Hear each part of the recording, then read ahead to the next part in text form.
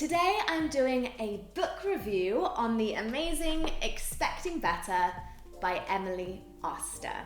If you found out that you're pregnant and you've had a million warnings from friends, family, doctors about all the things you can and can't do, but maybe you're not satisfied with the reasons why, or maybe you weren't even given reasons why, Emily Oster puts together all the science, the papers, the research on all these different topics so that we can make informed decisions about how we live when we're pregnant.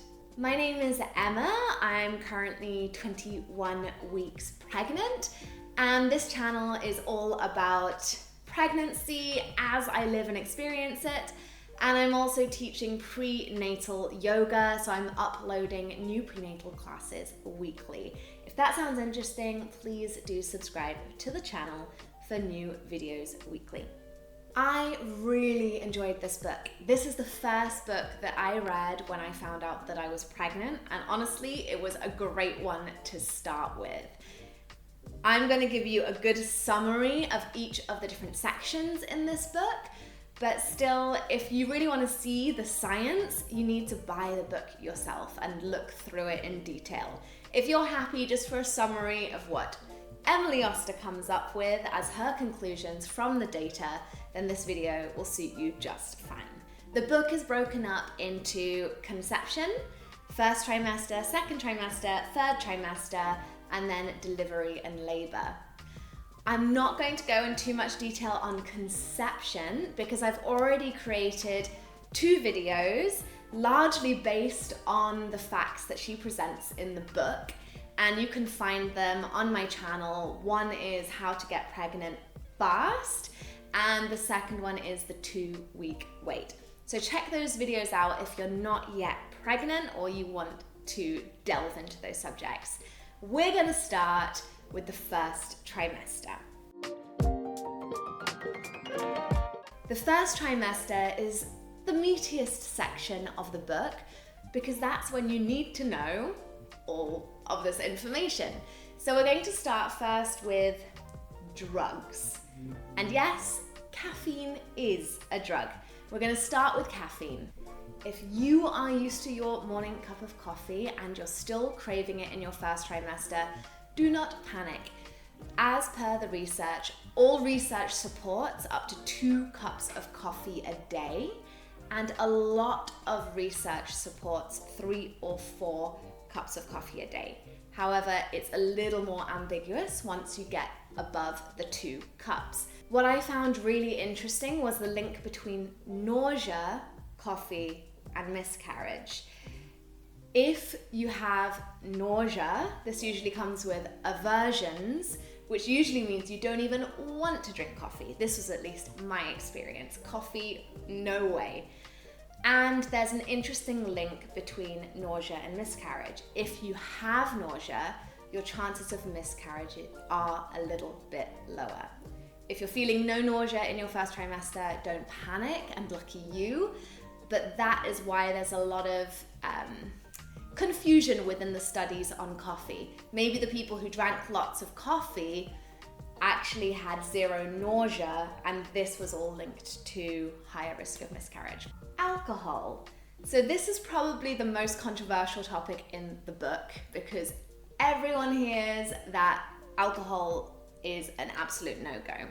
However, Emily Oster presents us with the data, and the data shows that there's no evidence to show that light drinking has any harm to the baby. Now, the important thing is, what is light drinking? So light drinking here is defined as 1 to 2 drinks per week in the first trimester. And in the second and third trimester, it's 1 drink per day. And it's important the type of alcohol you drink, have something slower rather than doing a shot.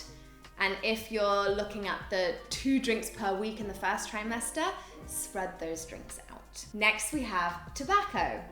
This is a very clear no. There is a lot of research to show that tobacco is extremely harmful to the baby and to the pregnant mother. So if you're smoking, quit immediately. There's a lot of research to show why we're told this. On to foods. This can feel like a bit of a minefield. There's a lot of foods we hear we can't eat. There are 3 main bacteria that we're trying to avoid in pregnancy. First is Salmonella. Salmonella actually isn't particularly harmful to the baby. It is the same as when you get it when you're not pregnant. So you don't want to get sick, you don't want to get dehydrated and go through that stress when you're pregnant, but actually it's not any extra harmful to your baby. So salmonella risk, we're looking at raw eggs and raw fish. So if you do want to continue having your runny eggs, or you do still want to enjoy sushi on occasion, it is fine. Just do so wisely and pick the freshest sushi you can so that you don't feel sick and get food poisoning. The second bacteria we don't want to get is toxoplasmosis. Now this does have risks for the baby, but it's quite easily avoided. We need to avoid raw or uncooked meats, such as beef or chicken, and we want to avoid dirt, essentially. So we need to wash our fruits and vegetables. So avoid raw meats and wash your fruits and veggies, and then you're pretty safe from getting toxoplasmosis. The third bacteria is Listeria. This is very harmful to the baby, but it's a very randomly occurring bacteria. So Listeria appears in outbreaks in different foods, but they're very random. One year there was an outbreak in, let's say, celery, and then there was an outbreak in deli pork. I don't know. So there's very random outbreaks which aren't predictable. However, there have been more outbreaks in deli turkey and unpasteurized cheeses such as queso fresco from Mexico and others. So Emily Oster at least comes to the conclusion that she is going to avoid those 2 things, deli turkey and unpasteurized cheeses, but she will continue eating other things that have a Listeria risk because there was an outbreak maybe once, and it's very unlikely that that food is going to be contaminated again. Importantly, if you do get sick, make sure that you do see your doctor. Next up, we have fish. So fish has really healthy components in their DHA and omega-3s, which are really good for brain development in children and can increase intelligence. However, there's also mercury found in fish, which builds up in larger fish higher in the food chain, which are damaging. So what's really important is this graph, which I'll put on the screen, which shows you the highest mercury, the highest DHA, and the fish that you want to eat. So you want to eat the highest DHA with the lowest mercury, so things like sardines and herrings and mackerel and salmon as well are really good options. Definitely avoid tuna, swordfish, shark, any big fish. Then we have a few other lifestyle things to avoid. So both cat litter and gardening can carry the risk of getting toxoplasmosis. Cat litter isn't so dangerous, but do make sure that you wash your hands thoroughly after changing cat litter. But gardening is quite dangerous because when you're playing with soil and moving that around, you can inhale very small dust particles, which can carry quite a high risk. So Emily Oster argues, don't do gardening, find somebody else to help you with that.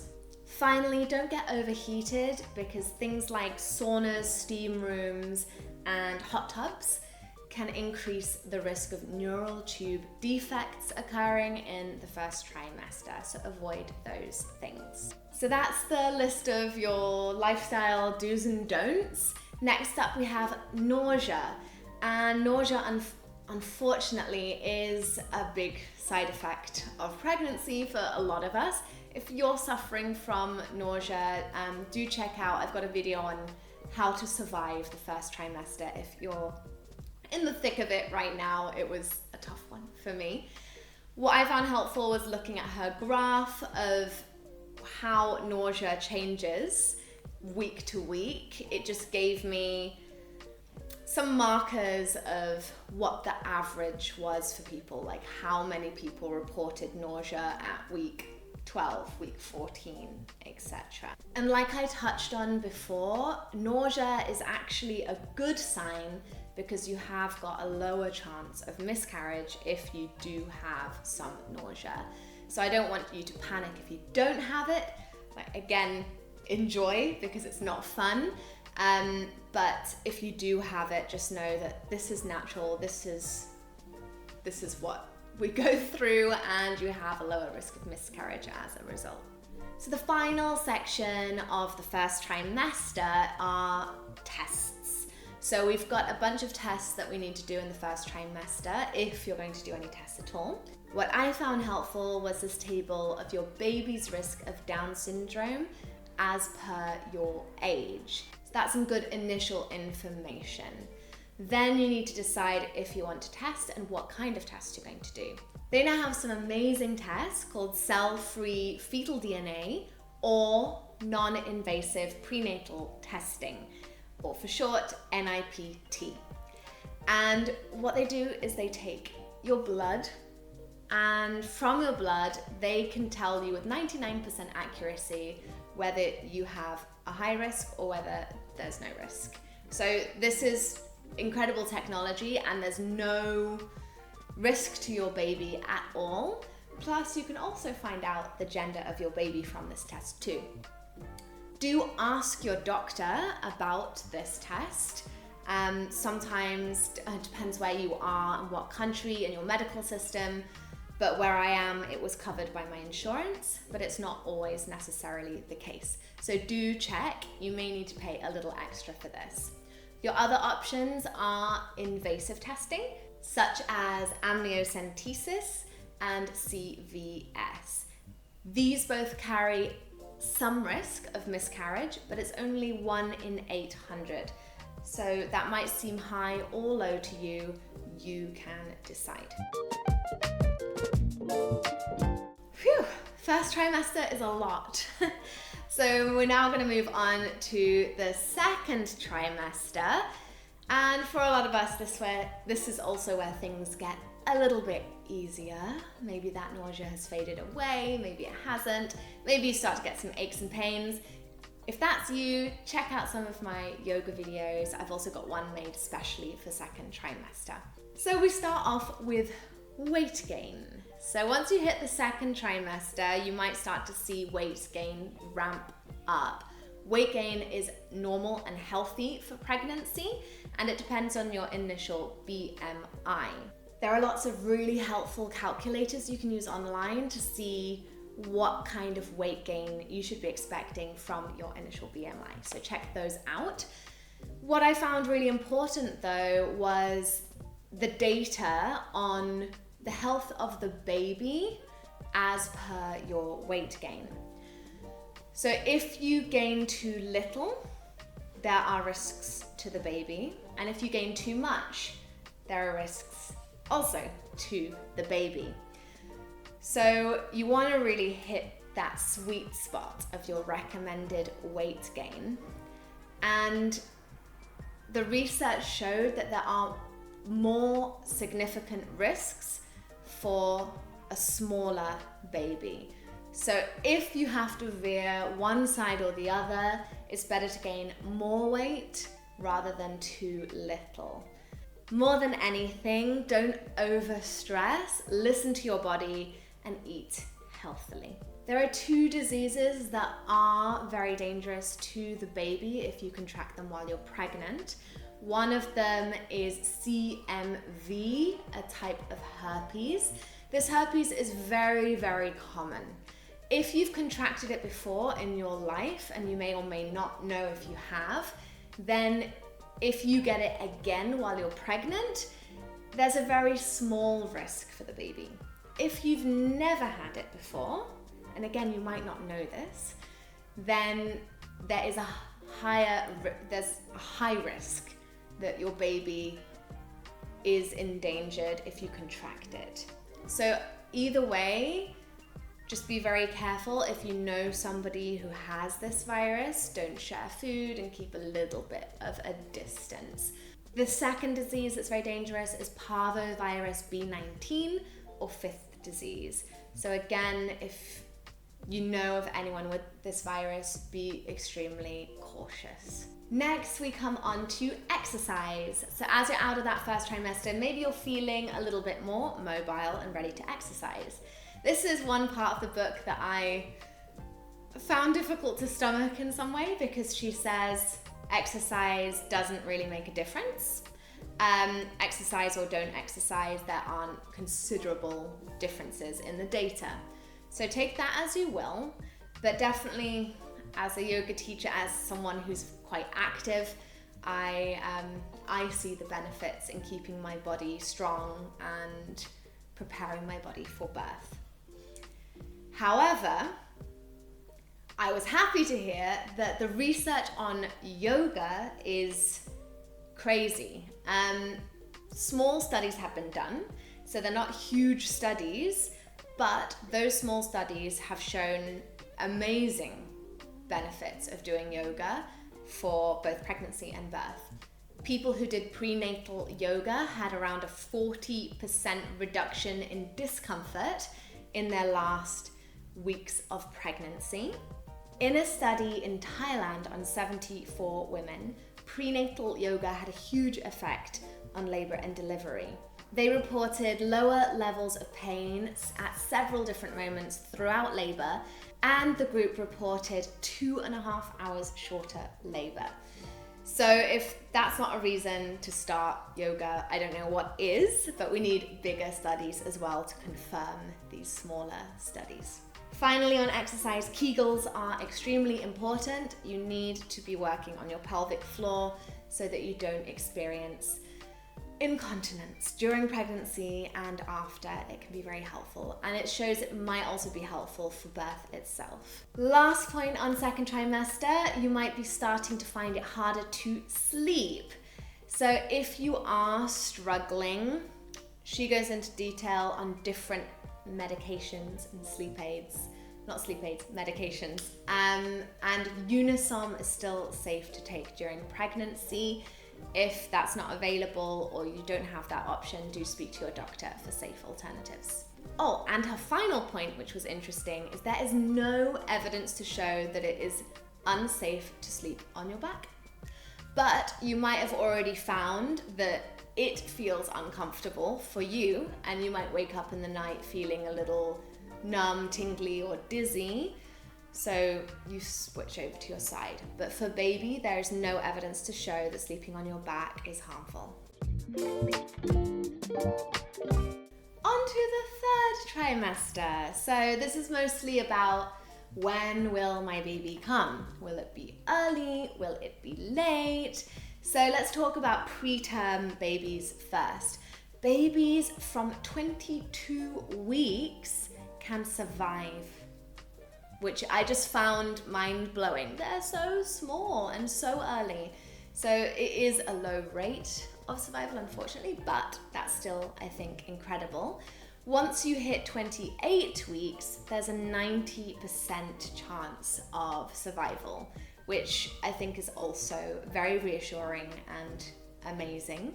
And finally, on preterm, there's no evidence to support that bed rest is going to reduce your risk of having a preterm baby. If anything, avoid it and stay active as long as you can. Then let's look at babies past term. So once you hit 37 weeks, baby can come anytime. And what I found helpful was a graph in the book showing the chances of having your baby on any given week up until 42 weeks. And I found it helpful to see that at 35 weeks, your chance of giving birth only 3%. 36 weeks, it comes up to 5%. 37 up to 11, 38, 22, and then it really ramps up towards your due date. So if you're worried about having a baby early, these numbers are very low and your chances are increasing up until your due date and beyond up until 42 weeks. Your doctor can do cervical checks to predict if you're going to be coming into labor soon. Ask them to also check effacement as well as dilation for a more accurate result. And before we come on to the main event of labor and delivery, if you've enjoyed this video so far, please do give it a like. It means a lot. And do subscribe to the channel for more book reviews, pregnancy videos, and yoga videos to help you through your pregnancy journey. So first off, we're going to look at induction. So interestingly, induction doesn't seem to increase the rate of Caesarean, but it does increase the likelihood of using an epidural. Be aware that pre-birth monitoring is helpful, but if they're drawing conclusions that you're going to need to be induced, be aware that these tests are not perfect. So do ask for repeat tests, and if they're checking your amniotic fluid levels, make sure you stay hydrated and that they're measuring the deepest point within the sac. And if you're looking to induce labor yourself, as I think most women get to that point, there is no research to show that sex, evening primrose oil, or raspberry leaf tea do anything, but they're not harmful, so why not? Up to you. The evidence on acupuncture is mixed, so if you want to give that a try, feel free. What definitely is supported by science is nipple stimulation and membrane stripping. But don't do membrane stripping at home. Go in to the hospital and your doctor can do that for you, and it's a sweep of the membranes. To Caesarean or not to Caesarean? So what does the research show? Short-term recovery from a C-section is definitely longer than a natural birth. However, there are no noticeable differences in the health of the baby as per delivery method. Whether it's Caesarean or natural, baby's health seems similar in the evidence. Having a C-section does seem to increase your risk of further complications for later pregnancies. So for example, if you know it's just going to be the one baby, then maybe Caesarean makes sense for you. But if you know that you really want to try for more children in the future, then you might need to consider that. And the research argues that a Caesarean might be safer if baby is breech and if you've had a C-section for your previous pregnancies and births. Next we have the epidural. So epidural, is it good or bad for baby, first of all? So there are no positives of having an epidural for the baby. The only negative shown in the data is it increases the likelihood of antibiotics to be used on the baby once they're born. As for epidural and mum, the positive is very effective pain relief.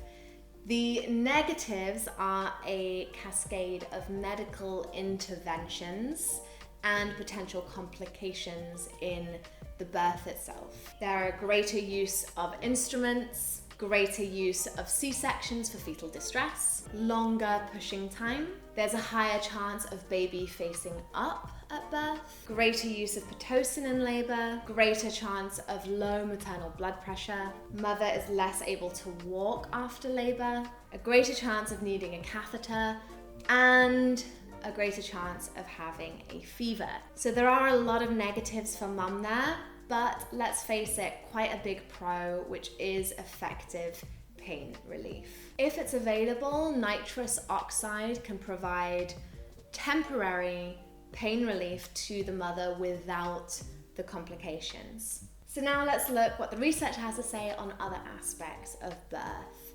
First of all, if your water has broken but labor has not started within 12 hours, research does support that you should be induced at that stage to protect your baby from infection. Eating and drinking in the hospital. A lot of hospitals still won't allow you to eat in labor because there is a slight risk for complications during operating if you need an operation. However, drinking probably should be allowed, and if you can get hold of drinks that have some electrolytes or sugars to keep you fueled, this is a great option, or some small snacks. A doula. So I just finalized with my doula for my birth this week, so this is very on my mind. Doulas are very supported in research. Doulas decrease the chances of having a C-section and of needing an epidural, and they come highly recommended by Emily Oster herself, who used a doula for her birth. Continuous fetal monitoring. There is no evidence to show that this is more effective than intermittent monitoring, so if you can, do intermittent monitoring. An episiotomy, being cut. There is no evidence to show that this is effective. Don't do it. Pitocin after birth is highly recommended to reduce your risk of hemorrhage after birth. Now let's look at the aftermath after the birth. So one of the things to look out for is delayed cord clamping. If your baby is preterm, it looks like delayed cord clamping is beneficial to the baby so that it gets as much blood and iron and nutrients into its body before you cut the cord. So wait for the cord to stop pulsing. If your baby is at term, so 37 weeks onwards, you kind of have to weigh up some risks here. So you have an increased risk of jaundice if you do delayed cord clamping, but you have a decreased risk of anemia. So that's up to you. You want anemia or jaundice. Vitamin K shots are effective at reducing bleeding, and claims that they cause cancer are unfounded. Eye antibiotics are probably not necessary unless you have a sexually transmitted disease, but they also don't do much harm, so up to you. Cord blood banking is unlikely to help your family directly with the current technology, and future technology is difficult to predict. It might be worth considering public cord blood banking as an alternative. Let's just touch on home birth versus hospital birth. If you don't plan to have any pain medication, then a home birth can reduce your risk of C-section, reduce your risk of instrument delivery, reduce your risk of tearing, and you have faster recovery time as well. But if you haven't done this before, there's around a 30% chance that you are going to end up in the hospital anyway. Some studies suggest that there's a higher mortality risk with a home birth, but these studies are very mixed. In any case, the rates are very low. If you do decide to have a home birth, then make sure that your midwife is as qualified as possible, and she should ideally be a nurse midwife with a lot of experience. Where I live in Dubai, it is illegal, so it's not even an option. And that is the end of the book. There was a lot to go through, so if you stuck with me to the end, then congratulations and well done. Emily Oster also has a book called Crib Sheet, which is then about once the baby is born, what does the research say as per different parenting styles, etc. And I'm excited to get that book and delve into that. I have lots of pregnancy books on my shelf that I have been eating through, so I will be doing another book review soon. If there's a book that you read that you loved or you would like me to read and review, then please pop it into the comments. I'm really curious, and I am a bookworm, so if you have a recommendation, I would love to hear it, and I'm sure other pregnant mums watching this video would like to see your recommendations too. So do comment those, I would love to know. And have a lovely day. I wish you a healthy and happy pregnancy wherever you are in your journey, and I hope to see you again soon on the channel. Thank you, bye.